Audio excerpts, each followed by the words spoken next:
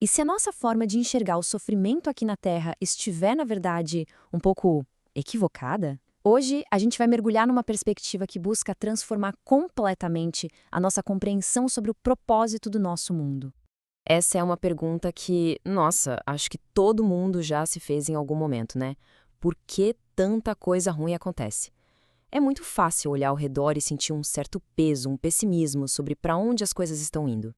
E, ao encarar essa realidade de frente, muita gente acaba chegando a uma conclusão bem dura, de que talvez a humanidade seja, no fundo, uma causa perdida. Uma ideia bem sombria, para falar a verdade. Mas é exatamente aqui que a coisa começa a mudar de figura. E se o problema não for a conclusão em si, mas o ponto de vista? E se a gente estiver julgando o quadro todo, olhando só por um buraquinho da fechadura? Para a gente entender melhor essa ideia, vamos pensar assim. Imagina tentar avaliar um império gigantesco visitando apenas uma de suas aldeias mais distantes. A imagem que a gente teria seria super limitada e muito provavelmente bem errada. A ideia central aqui é esta: os habitantes da Terra são só uma fração minúscula de toda a humanidade que existe espalhada pelo universo. O que a gente vê por aqui não é a história completa, é só um capítulo. Pensa numa cidade bem grande. Seria justo a gente formar uma opinião sobre ela inteira com base só nos bairros mais difíceis, mais problemáticos? Claro que não. A nossa visão seria totalmente distorcida. E todo esse raciocínio nos leva a uma ideia muito poderosa. Talvez a questão não seja por que a gente sofre, mas sim qual é o verdadeiro propósito da Terra. E a proposta começa a se desenrolar com uma analogia incrível. A primeira parte, a gente vê a Terra como um grande hospital. Um lugar não para quem tem doença no corpo, mas para quem precisa curar as suas enfermidades morais, sabe? E a analogia vai mais fundo.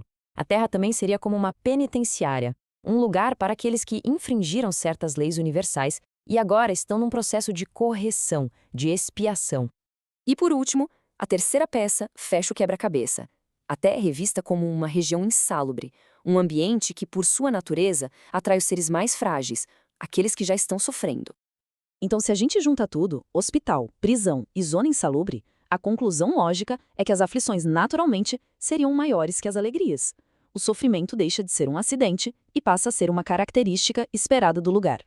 E a lógica por trás disso é bem direta, na verdade. Ninguém manda quem está com a saúde em dia para um hospital. Ninguém coloca numa casa de correção que não fez nada de errado.